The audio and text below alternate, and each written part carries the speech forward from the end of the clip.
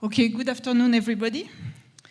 So in this talk, I will try to convince you that future AI needs new hardware, and that to design this new hardware, we are going to have to change the way we use electronic systems and hybridize them with novel nanotechnology. So as you know, there is a trend today to increase the size of a neural network, and in particular the number of parameters of these networks. And so if you look in this graph here, where is it? You see that, well, these kind of networks here are state-of-the-art for, I don't know, image recognition, and this is going to consume like hundreds of kilowatts, and is going to be really slow for learning. But there is a trend to go to even larger systems. In this case, you have about 10 to the 14 parameters. And this is clearly going to learn extremely slowly and also to consume huge amounts of power. My estimation is typically megawatts. And so the question here is it a fatality? Can we do better than that? And the answer is yes. Because actually the number of parameters parameters in neural networks are synaptic weights. And there is a very well-known neural network, that is our brain, that contains 10 to the 15 synapses, which is equivalent to, let's say, in a rough way, to 10 to the 15 parameters. And instead of consuming megawatts, it consumes only a few tens of watts. And in addition, it can learn in real time. And so it really makes sense to try to get inspiration of the brain and its architecture to build hardware neural networks. So what's the big difference between our current processors and the brain? So it can be CPUs, it can be GPUs, even FPGAs or TPUs. There is something very fundamental. In this architecture, processing and memory are separated. And to compute, and especially for neural network, you need to fetch data in memory, then you need to apply this complex multiply and accumulate operations, and then put back the data in memory, and so on and so on.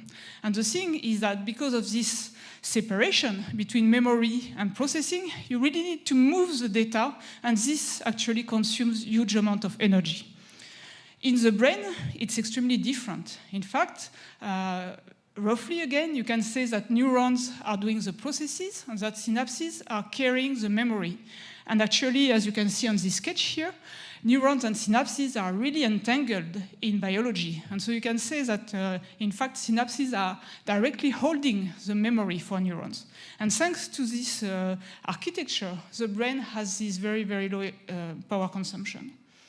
So it means that it really makes sense for building neural network hardware to try to map on a chip this architecture, where you have, in that case, physical neurons separated by synapses that keep in situ the memory for the neurons. And it's even better if these physical neurons and these physical synapses perform the important functions for deep networks. So typically for hardware neuron, you would like to have some nonlinear function. And for hardware synapses, you would like them to implement the synaptic weights and memorize it. So you would like to have analog memory valves. And it's even better if they can perform, through their physical property, the inference. So what I would like to show you now is that if we use our current electronic, which is based on CMOS transistor, it's going to be very difficult to reach very, very large networks with small sizes, I mean, in a limited amount of space. So recently, there's been huge efforts to design electronic systems by making much closer memory and computing.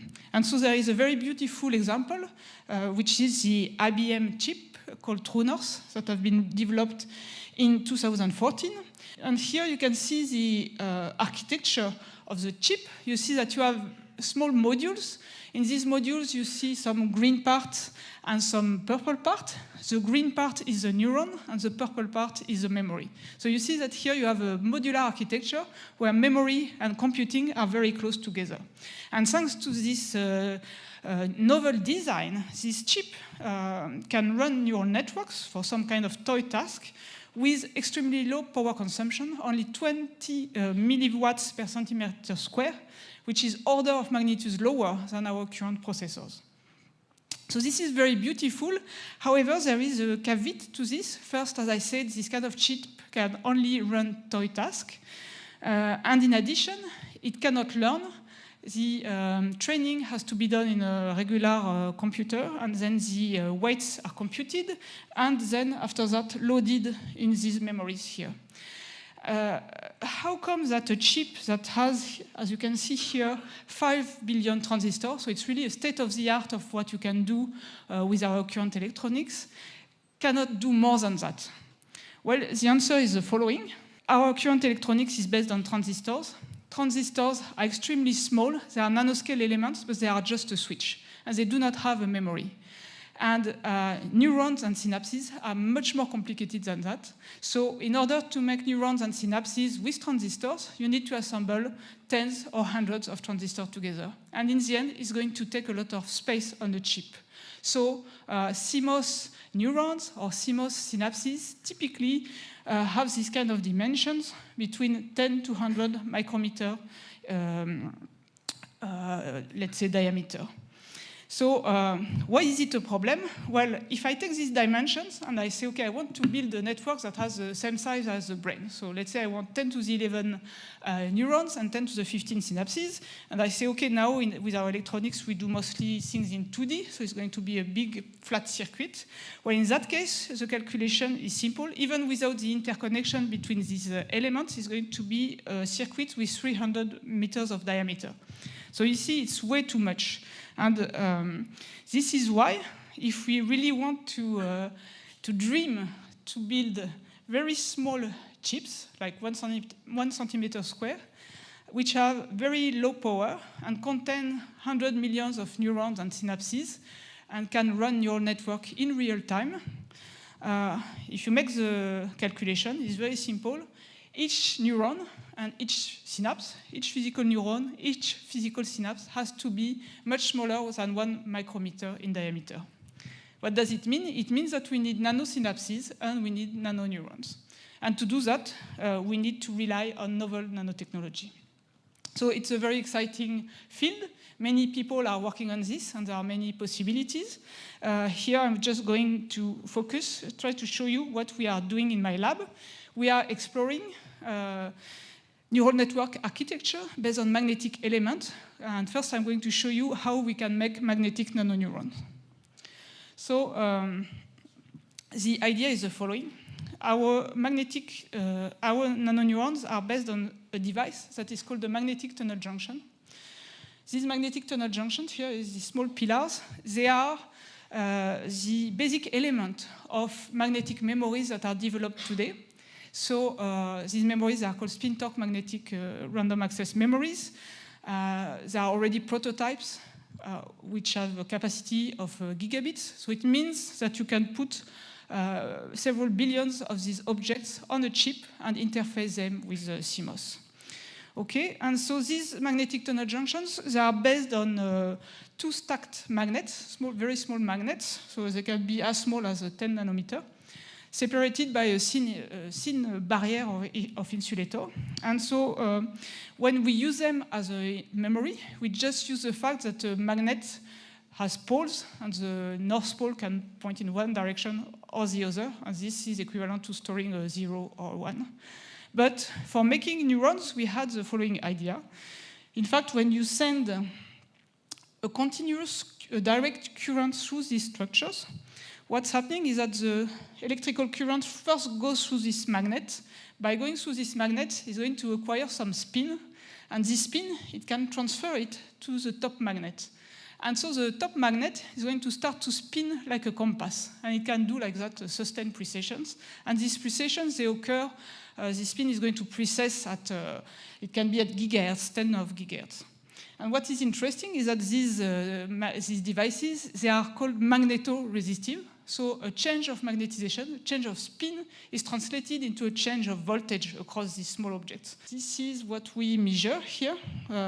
You see these voltage oscillations, so they are quite large. They are tens of millivolts as a function of time. Okay, so why can this be interesting as a neuron? Well, this is because the response of this device is very nonlinear with the input, which is the DC current. So here, for example, I have plotted the amplitude of the oscillations as a function of the DC current, and you see that it looks like some kind of Tanash response. So why is it interesting? It means that we can have an input, the DC current, the device that is very small is going to convert it nonlinearly, but it doesn't stop here, because actually it's going to be able, because it's some kind of nano microwave radio, it's going to be able to broadcast the results of its nonlinear computation. Okay, so we thought it was very interesting, and so we wanted to prove that this kind of device could do some computation, because it's not straightforward with this kind of emerging nano devices. Their behavior can be unstable, they can drift, and we wanted to prove that they could nevertheless be able of some computation. So what we did is that we took just one of these magnetic nanoneurons, and we used time multiplexing, and we performed a neuromorphic task. So we used an approach that is called reservoir computing to try to have some benchmark of their capacities. And so using a single device and time multiplexing, we have been able to perform a very simple spoken digit recognition task. But what is interesting is that we have been able to recognize the digits from 0 to 9 with an accuracy of 99.6%, which is as good as much larger neurons on the same task, or even actually it's quite similar to what you can do in software. So it shows that even if we have a very small nano device, a very small neuron, it can do something interesting. But this is just one neuron, and of course, if we want to build a huge network of the nano elements, we have to assemble them together. So these elements, these nano devices, they have another very interesting property for this. Not only they are some kind of nano radios, so they can emit, broadcast some signal, but they are also sensitive to the microwave signals that they receive. And in particular, you see, they have a frequency. Well, in fact, their frequency is very adaptable to what they receive, and they can modify their frequency or their amplitude as a function of the signals around them. And they can even lock their frequency. It means that completely adapt their frequency to the incoming signals.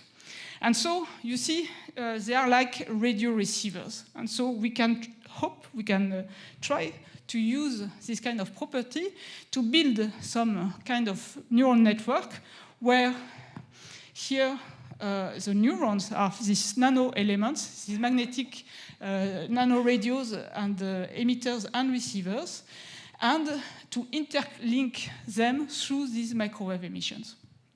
So the way to compute with this kind of network has to be completely invented. It's not straightforward.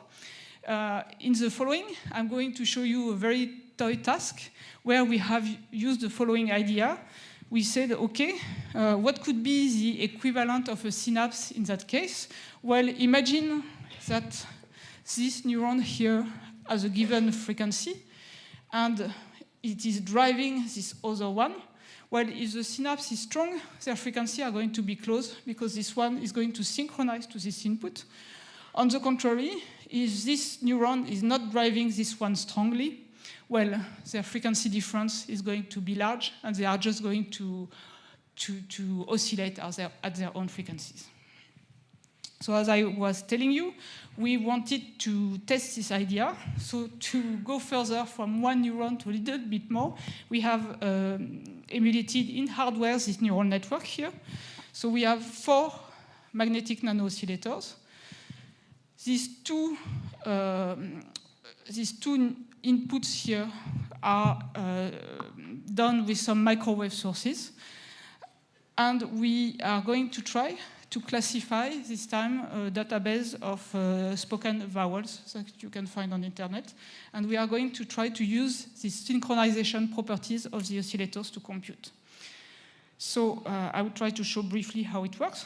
So we have here, it's an experiment, right? We do that in a lab with real wires and real oscillators, etc. So, but it's a sketch here. So we have 4 oscillators, and through these, so they are connected together and I tell you, as I told you, they emit some microwaves. So here, this is an experimental result. We measure the microwave emission from these oscillators. We have 4 peaks because we can drive these oscillators with different DC currents. And so here, this is our equivalent neural network. But then what we can do, we want to classify something within neural network, so we have to send inputs. And to send these inputs, what we do is that we have some, what we call a strip line above the oscillators, where we can send 2 microwave inputs. These microwave inputs with 2 different frequencies are going to apply some microwave magnetic field to the oscillators and change their dynamics. And what happened when we put these inputs here, you see that before we had 4 peaks, now you see only 3 peaks. And here you see on the analyzer, the 2 microwave inputs. And so what happened here, you have to believe me, but if this peak here, microwave emission disappeared, it's because it is locked to this input. And so in that case, we have some kind of configuration where the oscillator number 4 is synchronized to input B. And so we can, of course, this kind of synchronization behavior is going to depend on the frequency of the inputs. So we can measure this kind of map here, where each color corresponds to a different synchronization states. And our goal here is to use this kind of map to classify the input data. So here I have represented in 2D our input data, the different vowels. Each color is a different vowel, each point is a different speaker, and our goal is to classify this vowel thanks to the synchronization properties of our magnetic nanoneurons. And for this, I think you can see it, we would like to have each of these clouds contained in a single colored region here on this map. But at the start, the network is random, so it needs to learn. So what we did here, you can see our lab. This is the experimental setup, the microwave equipment, the computer. We have trained the network with a very simple online learning rule. And I'm not going to go into the details, but what you are going to see here is how the network learns. This is the different experimental step. You see that it converged to a state where each vowel is going to be assigned a single synchronization state. And in the end, with our small neural network of only 4 neurons, we have achieved a recognition rate of about 85%, which actually is pretty good compared to multi-layer perceptron with the same number of trained parameters. Okay, so this, I guess you understand it, is just a start. What we have proved is that we have magnetic nanoneurons that can work as nanoneurons. They are stable enough to compute. They are stable enough to learn something. What's next? Well, what's next? First, now we have only a nanoneuron. We need nanosynapses, magnetic nanosynapses, and this is something we are working on. We know that with magnetic nanodevices, we can, there are many handles that we can use to produce memories, analog memories. We are working on that. Another thing we are working on is to think how we can do this interconnection very efficiently. What is really nice with magnetic nanodevices, they can be piled up in 3D, and also thanks to the microwave properties that we want to use, we can think of communication, of having communication not only in the plane but in 3D. So we are trying to think of that. And finally, our goal is to try to devise a way to really enable a very high communication, interconnection between these magnetic neurons and magnetic synapses. And so here in this slide, what you can see is what happens in the brain. In the brain, you have 10 to the 1,000 connections per neurons. And so we are trying to think how could we do something like that. You see the degree of complexity of the interconnection in the brain. It is a 3D. Here, each color is a different wire, so it's a different axon to neurons. And also here, maybe you can see that there is some kind of hole. And this hole is a blood vessel. So it means that you need to not only to be able to have all these 3D connection these wires that communicate electricity without actually shortcut. But in addition, you need to find smart ways to bring energy into this system. And so this is why we think that instead of trying to build all these wires in hardware, maybe it's a good idea to find alternative ways. And for example, why not use radio communication, wireless communication between neurons and synapses. Thank you.